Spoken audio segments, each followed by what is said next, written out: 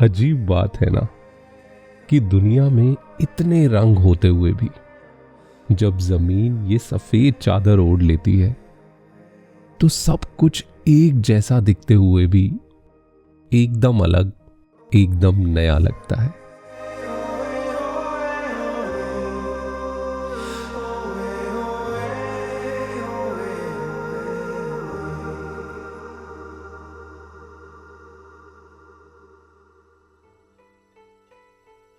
बचपन में एक सपना देखा था कि एक दिन बर्फ के बीच कहीं एक घर होगा जहां खिड़की के बाहर सुबह की रोशनी में भीगी हुई बर्फ हो, जहां बाहर जाने का कोई रीजन ना होते हुए भी दिल करे बस निकल जाने का।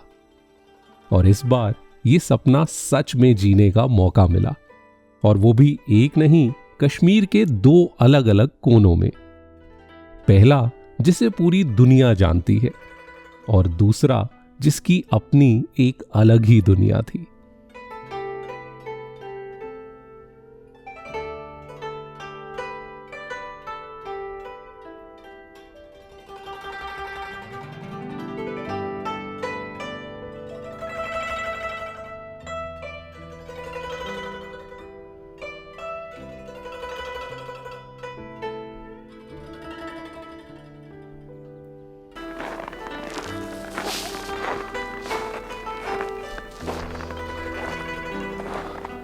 जो सब दिख रहा है ना पास में, मतलब these are stuff of dreams. कि ये बीच में आपका घर हो या होटल हो, कॉटेज हो, और पूरा एक्सपैंस ऑफ स्नो 360 डिग्री। ये सब चीज़ें सिर्फ वीडियोस में या मूवीज में दिखती हैं, but when you actually are in the middle of it, amidst all of it, feels really really unreal. अब ये भले ही जितना भी अनरियल हो, बट द रियलिटी इज कि सुबह आप उठते हो, खिड़की हटाते हो, बाहर ये देखते हो, इट्स इज गॉर्जियस। लेकिन द पेनफुल रियलिटी इज उसके बाद खुद को बेड से हटाना। 2 चीज़ें चाहिए होती है। सबसे पहले मेंटल फिटनेस, कि ये सोच के कि नहीं यार, मैं अपने कोजी रूम से बाहर निकल के I have to go out, क्योंकि इस टाइम होगा यहाँ अराउंड 0 डिग्रीज। और उसके बाद फिर फिज़िकल फिटनेस, क्योंकि इतने सारे लेयर्स पहनने होते हैं। अगर मैं अपनी बात करूं, मैं इस टाइम पे 4 लेयर्स ऊपर पहने हैं और 2 लेयर्स बॉटम में, तो जाके इट हैज़ गॉटन थोड़ा सा और कंफर्टेबल। और अब जैसे जैसे धीरे धीरे अब सूरज उग रहा है तो इट विल गेट थोड़ा सा और बेरेबल, मैनेजेबल। बट या आसान नहीं होता यार सुबह उठ के बाहर निकलना, बट इट्स वर्थ इट।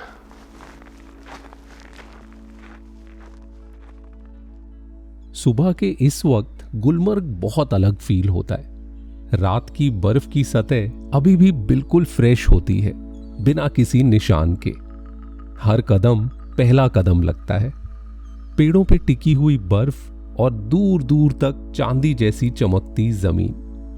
ये वो वक्त है जब यहां ना आवाज होती है और ना ही किसी चीज की जल्दी, और शायद इसीलिए यहां रुकना पड़ता है, सुबह जल्दी उठना पड़ता है, और सब 0 टेम्परेचर्स में बाहर निकलने का कष्ट उठाना पड़ता है। तब जाके कहीं ऐसा क्या खास है गुलमर्ग में, ये समझ में आता है। गुलमर्ग में ना ज्यादातर लोग आते हैं डे ट्रिप के लिए। सुबह आए, अराउंड 11 बजे तक पहुंचे और शाम को 4-5 बजे तक चले गए। और there are a lot of activities यहाँ पे। कुछ लोग स्कीइंग के लिए आते हैं, कुछ लोग बर्फ में ऐसे ही खेलने के लिए आते हैं, गोंडोला के लिए आते हैं।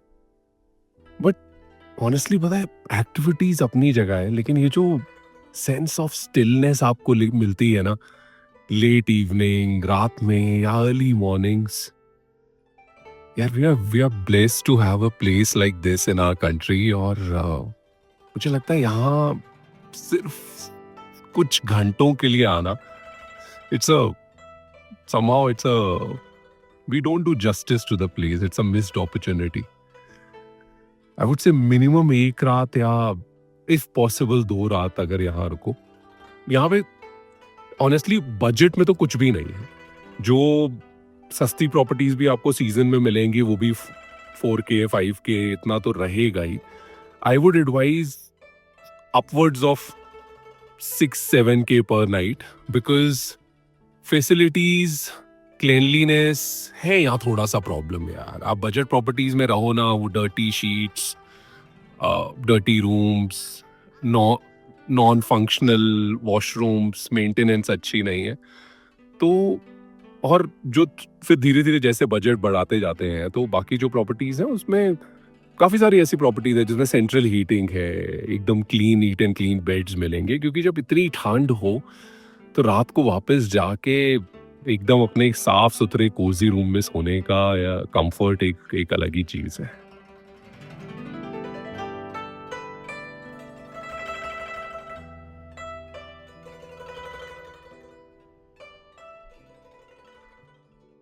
सुबह जैसे आगे बढ़ती है गुलमर्ग में एक अलग ही रिदम शुरू हो जाती है. स्की बूट्स की आवाज, पोल्स का बैलेंस और हर कोई अपने पहले रन के लिए रेडी होता हुआ. इंडिया में स्कीइंग की बात हो तो गुलमर्ग का नाम सबसे पहले आता है. हर साल हजारों लोग यहां आते हैं. किसी के लिए ये पहली बार होता है और किसी के लिए ये स्लोप्स एक प्लेग्राउंड होता है. यहाँ बिगिनर स्लोप्स भी हैं और दुनिया के कुछ हाईएस्ट और बेस्ट पाउडर रन्स भी. पर शुरुआत सबकी यहीं नीचे से ही होती है और फिर धीरे धीरे गिरते संभलते हुए ये बर्फ थोड़ी अपनी सी लगने लगती है.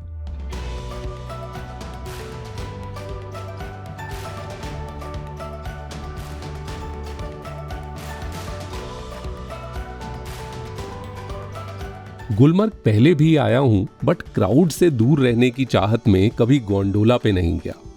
पहली बार बर्फ में केबल कार में बैठने का फील कुछ और ही था. जैसे ही केबिन बंद होता है और जमीन धीरे धीरे दूर जाने लगती है तब समझ में आता है कि ऊपर से ये जगह बिल्कुल अलग दिखती है. और सुबह इतनी जल्दी आए थे कि ना कोई लाइन ना कोई रश, बस सीधा अंदर और फिर सीधा ऊपर.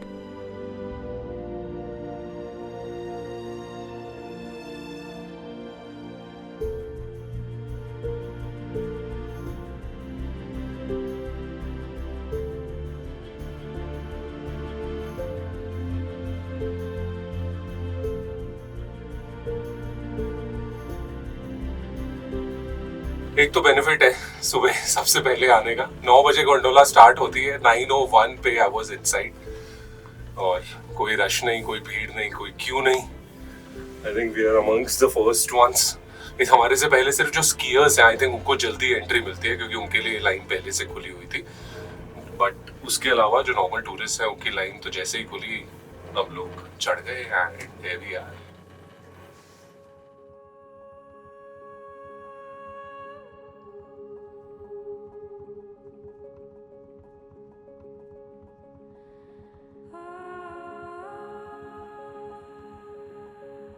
गोंडोला के सेकेंड फेज के बारे में काफी कुछ सुना था, फोटोज देखी थी और वीडियोस भी. पर ऊपर पहुंचते ही वो कुछ भी याद नहीं रहता क्योंकि जो सामने दिखता है वो किसी भी रेफरेंस जैसा लगता ही नहीं है. ऐसा नहीं है कि इतनी बर्फ इससे पहले कभी देखी नहीं थी, लेकिन इन पहाड़ों का जो स्केल, जो एक्सपेंस है, शायद इंसान उसे आंखों से कैप्चर करने के लिए बना ही नहीं है. कुछ देर के लिए समझ ही नहीं आता कि क्या करें, चलें, रुकें या बस देखते रहें. और फिर धीरे धीरे दिमाग शांत हो जाता है और बस एक ही चीज रह जाती है, ये एहसास कि ये कुछ पल कभी नहीं भुला पाएंगे.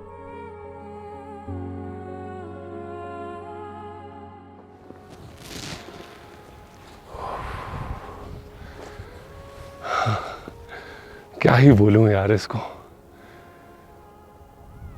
इतनी दुनिया देख लेने के बाद भी जब if something takes your breath away तो वो कुछ अलग ही होगा. एंड व्हेन आई से ब्रेथ अवे, क्वाइट लिटरली, हम आई थिंक विद इन 20 और मे बी 25 मिनट्स गुलमर्ग जो करीब 8,500 फीट की हाइट पे है, वहाँ से हम पहले पहुँचे फेज़ 1 जो 10,000 फीट की हाइट पे था. एंड इमीडिएटली हम फेज़ 2 आ गए जो 14,000 प्लस है। और I mean look at this, क्या ही है यार ये चीज़ें ना, मतलब your brain your eyes just can't comprehend कि am I really seeing this. आप जितना भी photos videos, they just don't do justice to it. जब आंखों के सामने आप देखते हो ना, एक होते हैं पहाड़, एक होते हैं ऊंचे पहाड़, ये ऊंचे से भी जो ऊंचे वाले हैं वो है। क्योंकि मैं आई थिंक 14 या 14,500 फीट पे हूँ, ये मुझसे सफिशिएंटली ऊपर है। तो आई डोंट नो 16-18,000 फीट इस तरफ गुडनेस, मैजिक।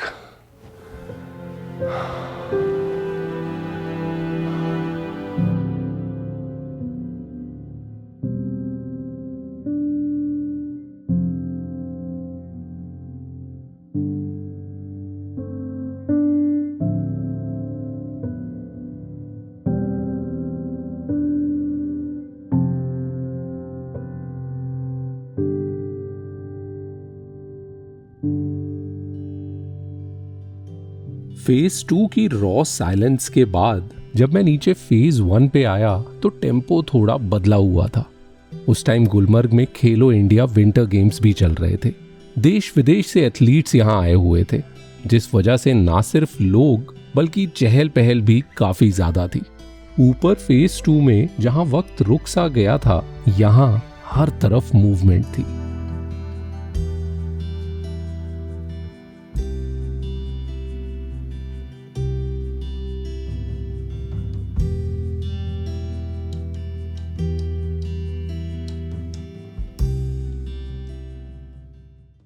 गुलमर्ग में एक होटल है जिसके बारे में काफी सुना था, द खाइबर।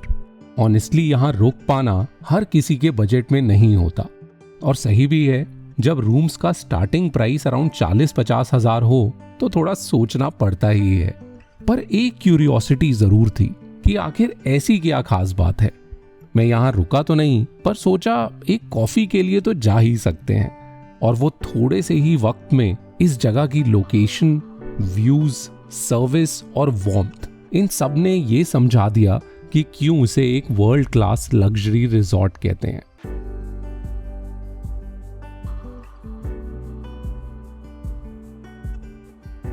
शाम ढलते ढलते गुलमर्ग खाली होने लगा था। फिर जैसे ही रात हुई तो बर्फ के ऊपर फैली हुई उन छोटी छोटी रोशनियों की परछाइयों ने मानो इसे किसी क्रिसमस फेरी टेल का सीन बना दिया हो। सच बोलूं तो ऐसा गुलमर्ग मैंने इमेजिन भी नहीं किया था।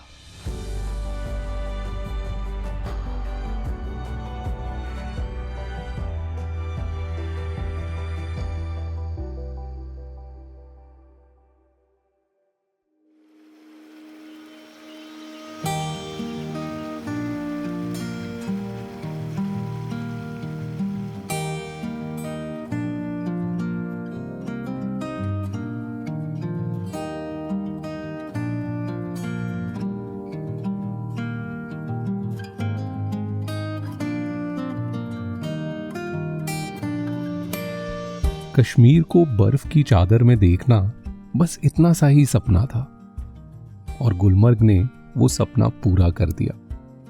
पर शायद कहानी यहां खत्म नहीं होती।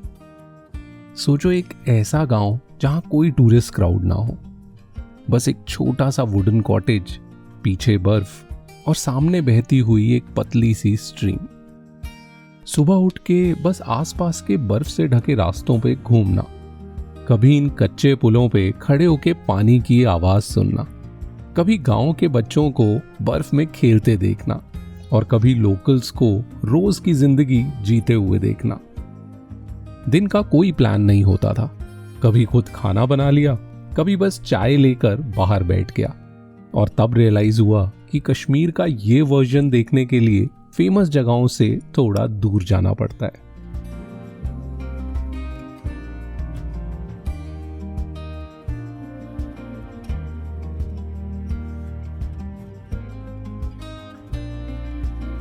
सच कहते हैं कि गांव में लोगों के पास वक्त होता है, अपनी जिंदगी दूसरों के साथ बांटने की फुर्सत होती है, और इन्हीं जगहों में आप कश्मीर से थोड़ा और करीब से मिल पाते हो। कादिर भाई, ये फेरन के अंदर आपने क्या छुपाया हुआ है? ये कांगड़ी है। दिखाओ। ओहो, ये आपका पर्सनल हीटर। हाँ, हाँ, कैसे काम करता है ये? ये सर्दी में हम यही लेते हैं कांगड़ी।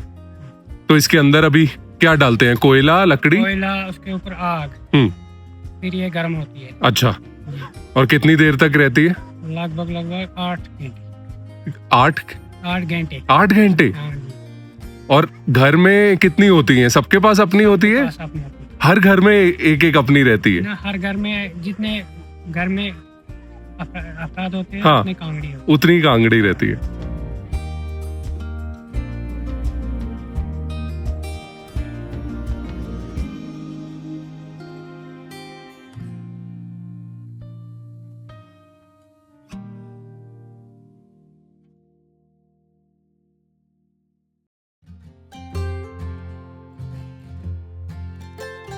अपने केयरटेकर कादिर भाई के बेटे के साथ मैं बस यूं ही गांव देखने निकल पड़ा था। उसके लिए ये सब रोज का था। ये पुराने घर, गली में खेलते हुए बच्चे, या फिर ये छोटी सी दुकान जहां सब मिलता हो। पर मेरे लिए ये सब नया भी था और कहीं ना कहीं पहचाना हुआ भी, जैसे कुछ पुरानी यादें जो बिना बताए वापस आ गई हों। और फिर मैंने इस छोटे से गांव में सब्जी बेचने का ये एक इंटरेस्टिंग तरीका देखा। सस्ती सब्जी है, साफ रेट है, हाफ सब्जी।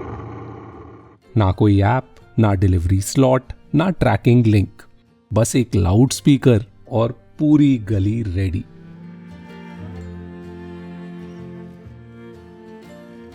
गांव में मुझको घूमता देख सबको थोड़ी क्यूरियोसिटी हुई, लेकिन जिन्होंने आगे से आके थोड़ी बात करनी चाहिए वो थे यहाँ के बच्चे। पहले थोड़ा सा हिचकिचाए, पर उनके सवाल और जवाब एकदम ऑनेस्ट और सिंपल, ना ज्यादा सोच, ना कोई फिल्टर।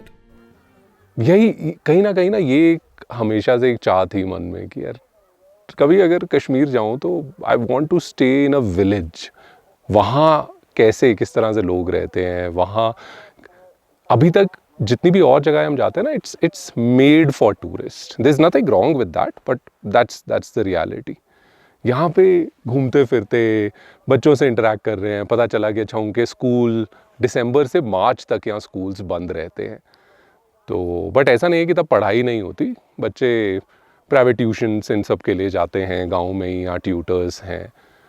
और लोग यहाँ अभी आजकल रोज़े चल रहे हैं, तो बीच बीच में नमाज की आवाज़ भी हल्की हल्की आती रहती है।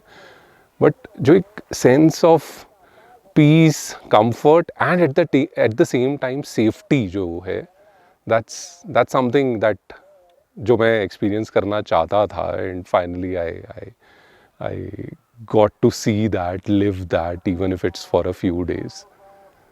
सो basically even a random walk within the village it's going to give you more than just a glimpse of the life here. यहां से 20-25 मिनट की दूरी पे है दूध पथरी।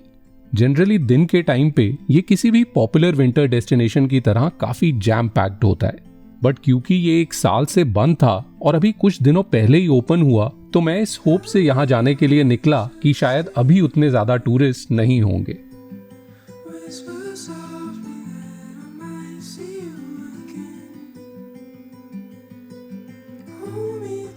मेरे हाथ में इस टाइम पे दूध पथरी के फेमस मक्की की रोटी और सरसों का साग। बहुत ही सरप्राइजिंग चीज़ है हम लोगों के लिए। मक्की की रोटी सरसों का साग जैसे ही सोचते हैं तो हमारे दिमाग में आता है पंजाब, बट किसने ये सोचा होगा कि कश्मीर के गांव में ये यहाँ की एक फेमस डिश है। क्यों? क्योंकि वो यही बता रहे थे कि यहीं पे ही ये बनती है, यहीं की लोकल मक्की है, और इसीलिए यहाँ पे थ्रू आउट द ईयर, क्योंकि मैं एक बार बहुत पहले गर्मियों में आया हुआ हूँ, तब भी यहाँ मिलती है, अभी सर्दियों में आया हूँ और अभी भी है। और इसके साथ 3 अलग अलग टाइप के अचार है, एंड ऑफ कोर्स साथ में मक्की की रोटी और सरसों का साग जो गर्मा गर्म आपके सामने एक तरफ चूल्हे पे बन रहा है एंड पूरा बर्फीली वादियों के बीच में बैठ के खाने का जो मज़ा है, ये आई थिंक ये वो है जो पंजाब में नहीं मिलेगा, ये कश्मीर में ही मिलेगा।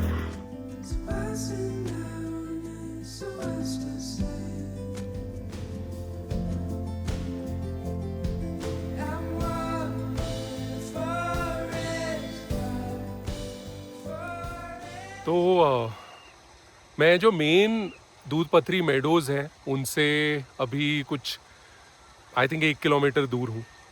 जो गाड़ियाँ हैं वो 2 किलोमीटर पहले रोक दी जाती हैं और उसके बाद आप ATVs या पोनी राइड्स लेके ही आगे जा सकते हो। अभी पूरा वहाँ तक तो नहीं पहुँच पाऊँगा क्योंकि 4 बज चुके हैं और 4 बजे के बाद एंट्री अलाउड नहीं होती। मैं क्योंकि पास में रुका हुआ था तो इसलिए मैंने सोचा कि यार चलो एक बार एटलीस्ट एक राउंड लगा के आया जाए, क्योंकि लास्ट ईयर के हादसे के बाद अब जाके ये 3 या 4 दिन पहले ही जस्ट खुला है। टूरिस्ट अभी भी हैं, ऐसा नहीं है कि नहीं है, काफ़ी कम है। लास्ट टाइम मैं आया था जून 2024 में और तब क्योंकि समर्स भी थे तो भीड़ बहुत बहुत ज़्यादा थी। अभी इट्स शांत, ऐसा सुनसान नहीं है लेकिन स्टिल अच्छा लग रहा है कि बहुत बहुत ज़्यादा चिल्लम चिल्ली नहीं, बहुत ज़्यादा भसड़ नहीं, but you can still enjoy. So या दूध पथरी। ये मेरी 5वीं ट्रिप थी कश्मीर की और शायद सबसे कम रंग इसी बार दिखे। हर तरफ बस बर्फ थी, सिर्फ एक ही रंग, लेकिन उस एक रंग में भी बर्फ का हर एक रेशा ना जाने कितनी कहानियां लेके आता है, कुछ खुशियों की और कुछ उदासी की। कश्मीरी में एक कहावत है, वंद सले शीन गले बेई बहार, मतलब सर्दियां गुजरती हैं, बर्फ पिघलती है और फिर बाहर आती है। और बस यही वो उम्मीद है जो इस जगह को कभी रुकने नहीं देती।